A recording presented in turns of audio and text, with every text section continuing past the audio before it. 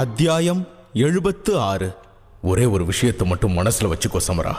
நீ இந்த நுட்பத்தை பயன்படுத்தும் போதெல்லாம் கொஞ்சம் கவனமாயிரு. இதுல ஆன்மா இருக்குன்றதுக்காக சொல்லல. இது ஒரு சாதாரண நுட்பம் இல்ல, ரொம்ப ரொம்ப சக்தி வாய்ந்த நுட்பம். இதை யாராலையும் அவ்வளவு சீக்கிரமா கத்துக்க முடியாது. அதனாலதான் சொல்றேன், இதை பயிற்சி பண்ணும்போது நீ கொஞ்சம் கவனமாயிரு என்றார் வருணமித்திரர். நல்லது குருவே, இந்த நுட்பத்தை பயன்படுத்தினா அந்த மாயப்பறவையோட ஆன்மா என்ன தாக்கிடும்னு நினைச்சு ரொம்ப பயந்தேன்.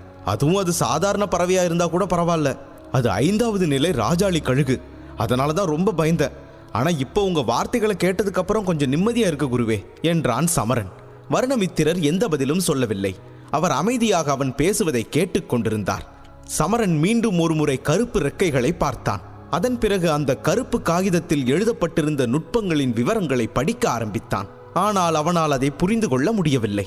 குருவே, என்னால இதுல எழுதியிருக்கிற விதிமுறைகளை சரியா புரிஞ்சிக்க முடியல. இப்ப என்ன செய்யலாம் குருவே என்றான். மறுபடியும் படிச்சு பாரு சமரா. மனசை ஒருநிலைப்படுத்தி ரொம்ப பொறுமையா படிச்சு பாரு, கண்டிப்பா புரியும் என்று வருணமித்திரர் சொல்ல அவன் மீண்டும் 2-3 முறை மீண்டும் மீண்டும் படித்து பார்த்தான். அவனுக்கு அந்த காகிதத்தில் எழுதப்பட்டிருந்த வார்த்தைகள் மெல்ல மெல்ல புரிய ஆரம்பித்தது. ஒரு வழியாக அதில் எழுதப்பட்ட வார்த்தைகளை புரிந்து கொண்டான். குருவே, இது என்ன?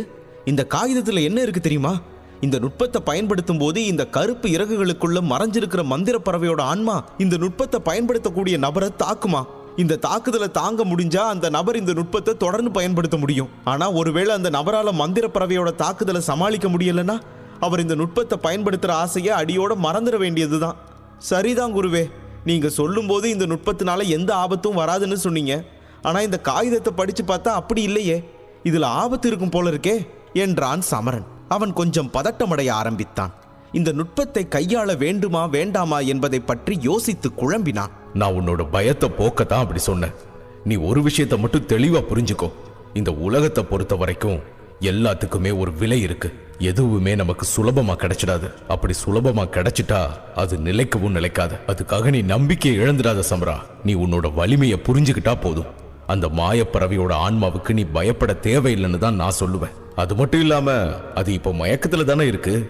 ஆன்மாவோட பலவீனங்களை பத்தி எனக்கு நல்லா தெரியும் சமரா. நீ அனாவசியமா பயப்படாத என்று அறிவுரைகளை வழங்கினார் வருணமித்திரர்.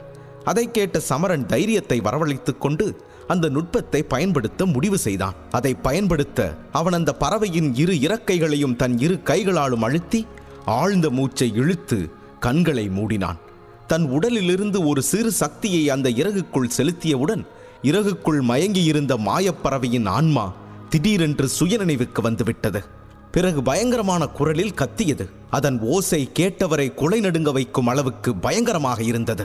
காவ் காவ்! அந்த அலறல் சத்தத்தை தொடர்ந்து இறகிலிருந்து ஒரு பளபளப்பான சக்தி வெளியேறி காகிதத்தை கடந்து சமரனின் கைக்கு வந்தது. அதைத் தொடர்ந்து அது நேரடியாக அவன் மனதுக்குள் செல்ல ஆரம்பித்தது. அவன் ஒரு ஆன்மாவின் தாக்குதலுக்கு உள்ளாவது இதுவே முதல் முறை. ஆன்மாவின் சக்தி உள்ளே செல்ல செல்ல அவனது உடல் முழுவதும் திடீரென வினோதமாக நடுங்கத் தொடங்கியது. அதன் பிறகு அவன் முகம் மெல்ல மெல்ல வெளிரி வெண்மையாக மாறியது. அவனுடைய இந்த நிலையை கண்ட வருணமித்திரர் உடனே சத்தமாக கத்தினார். சமரா, உன் மேல கவனம் செலுத்து. உனக்குள்ள இருக்கிற ஆன்மாவை உசுப்பி விடு. அந்த பறவையோட தாக்குதலிருந்து உன் மனசை காப்பாத்து சமரா. அது எவ்வளவு தாக்கினாலும் அது இன்னும் உன்னோட கட்டுப்பாட்டுல தான் இருக்கு. நீ அந்த ஆன்மாவோட கட்டுப்பாட்டுக்கு போகல, ஆனா அது உன்னை கட்டுப்படுத்ததான் முயற்சி பண்ணுது.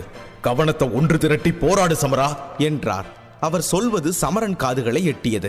எனினும் அவனுடைய பற்கள் பலமாக நடுங்கின. பின்னர் மெல்ல மெல்ல சுதாரித்துக் கொண்டு தனது உள்வலிமையை பயன்படுத்தி அவன் தனது மனதை சுற்றி ஒரு கவசத்தை உருவாக்கத் தொடங்கினான். அது படிப்படியாக அந்த ஆன்மாவின் தாக்குதலில் இருந்து அவன் மனதை பாதுகாத்தது. இதை உணர்ந்தவுடன் பறவையின் ஆன்மா சட்டென்று தாக்குதலை நிறுத்தி கொண்டது. சில நொடிகளில் அந்த ஆன்மா சமரனுடைய கட்டுப்பாட்டிற்குள் வந்துவிட்டதை சமரன் புரிந்து கொண்டான். ஆனாலும் அவன் உடல் இன்னும் கூட நடுங்கிக் கொண்டுதான் இருந்தது. அதற்கான காரணத்தை பற்றி யோசித்துக் கொண்டிருந்த போது திடீரென்று அந்த பறவையின் ஆன்மா மீண்டும் அவன் மனதை தாக்க ஆரம்பித்தது. அவன் அதை சற்றும் எதிர்பார்க்கவில்லை. போராட்டம் முடிந்துவிட்டது என்று நினைத்து நிம்மதியடையும் போது மீண்டும் அதன் திடீர் தாக்குதலை கண்டு அவன் பயப்படத் தொடங்கினான். மேலும் இந்த தாக்குதல் முந்தைய தாக்குதலை விட சக்தி வாய்ந்ததாக இருந்தது.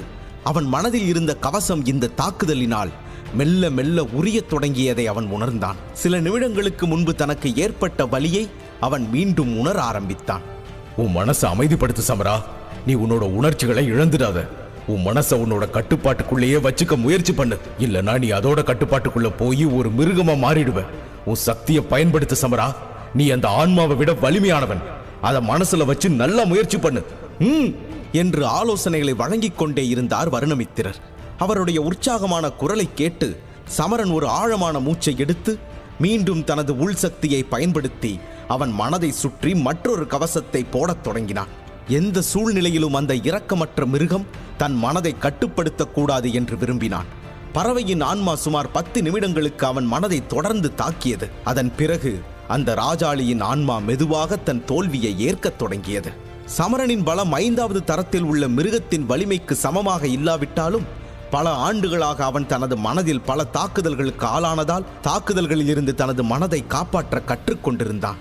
ஆனால் அந்த ஆபத்தான ஆன்மா சமரனின் உடலிலிருந்து வெளியே வர ஆரம்பித்தவுடன் அவனது உடல் மேலும் மேலும் நடுங்க ஆரம்பித்தது. பின்னர் அந்த ஆன்மா உடலை விட்டு வெளியே வந்தவுடன் அவனது உடல் ஒரே அடியில் தரையில் விழுந்தது.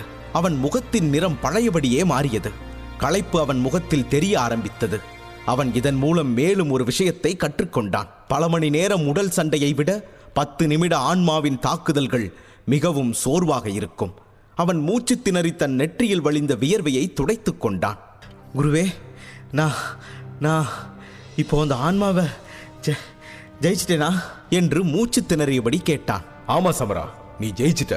உன்னால இப்போ இந்த நுட்பத்தை பயன்படுத்த முடியும் என்று மகிழ்ச்சியோடு கூறினார் வருணமித்திரர். வருணமித்திரரின் வார்த்தைகளை கேட்ட சமரன் மிகவும் மகிழ்ச்சி அடைந்தான். அவன் உடனடியாக எழுந்து நின்று மீண்டும் சிறிது பதட்டத்துடன் கருப்பு இறகு மீது தன் கையை வைத்தான். இம்முறை அவன் கை வைத்த போது கழுகின் ஆன்மா அவனை தாக்கவில்லை. அதன் பிறகு சிரித்துக்கொண்டே உற்சாகத்தோடு அந்த கருப்பு காகிதத்தில் எழுதப்பட்ட செய்முறையை செய்யத் தொடங்கினான்.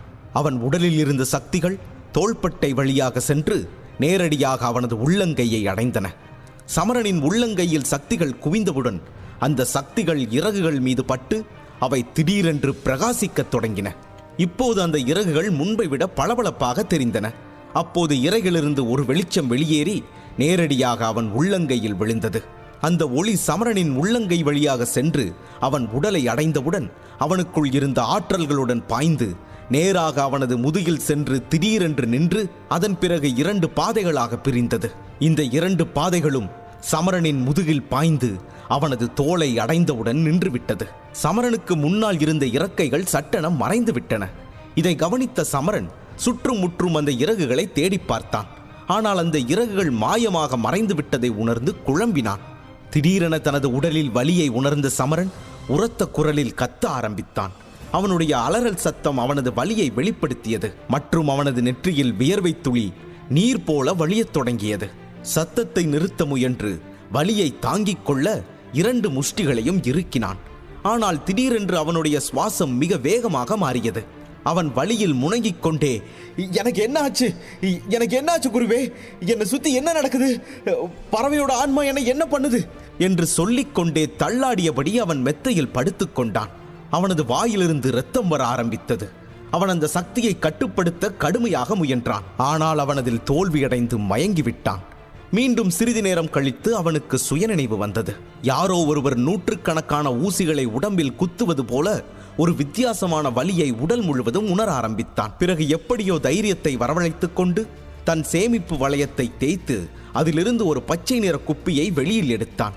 அதன் பிறகு குப்பியை திறந்து சில துளிகளை வாயில் வைத்தவுடன் உடல் வலி திடீரென மறைந்ததை உணர்ந்தான். அதன் பிறகு அவன் உடனே எழுந்து உட்கார்ந்து அந்த கருப்பு காகிதத்தை மீண்டும் ஒரு முறை படிக்க நினைத்தான். அந்த காகிதத்தை பார்த்த சமரன் அதிர்ந்து போனான். அவன் கையில் வைத்திருந்த அந்த கருப்பு காகிதத்தில் இப்போது எதுவும் எழுதப்படவில்லை. அந்த காகிதம் வெறும் வெற்று காகிதமாக இருந்தது. அதில் கழுகின் இறக்கைகள் கூட இப்போது தெரியவில்லை. வியந்து போன சமரன் சிறிது நேரம் அந்த காகிதங்களையே பார்த்து கொண்டிருந்தான். பிறகு எப்படி அதில் எழுதப்பட்ட வார்த்தைகள் திடீரென காணாமல் போனது என்று யோசிக்க ஆரம்பித்தான். அப்போது அவன் முதுகில் லேசாக எரியும் உணர்வு ஏற்பட்டது. உடனே தன் மோதிரத்திலிருந்து ஒரு முகம் பார்க்கும் கண்ணாடியை எடுத்து மேலே உயர்த்தி தனது முதுகை பார்த்தான். அப்போது அவன் முதுகில் கருப்பு கழுகின் ரெக்கைகளின் அடையாளம் பச்சை குத்தப்பட்டிருப்பதை கண்டான். இது என்ன? என் முதுகில் எப்படி திடீர்னு இப்படி ஒரு அடையாளம்? இது அந்த மாயப்பறவையோட சிறகுகளா? அது மறைஞ்சு போய் என் முதுகுக்கு வந்துருச்சா என்று தன்னைத்தானே கேட்டுக்கொண்டான் சமரன். அந்த ரெக்கைகளை பயன்படுத்த நினைத்து தனது சக்தியை ரெக்கைகளை நோக்கி அனுப்பத் தொடங்கியவுடன் பச்சை குத்தியது போன்ற அடையாளம் திடீரென்று ஒளிரத் தொடங்கியது.